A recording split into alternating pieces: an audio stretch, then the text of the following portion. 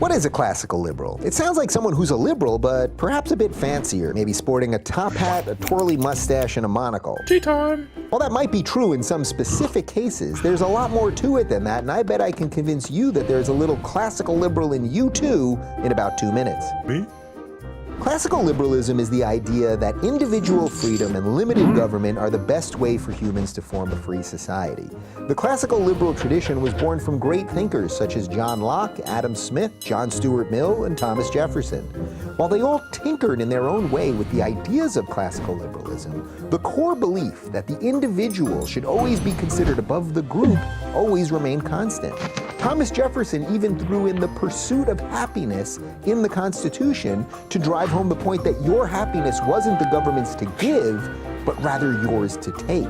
Putting the individual above the group not only empowers you to live your life as you see fit, but it also neutralizes the forces of racism and bigotry, which judge people not on their individuality, but on their immutable group characteristics, be it color of skin, gender, or sexuality. These days, liberalism has been confused with leftism or progressivism, which actually has nothing to do with classical liberalism.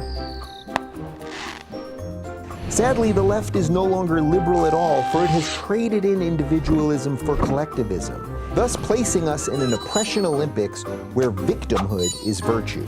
This postmodernism, this cultural Marxism, or whatever you want to call it, can only destroy, it cannot create.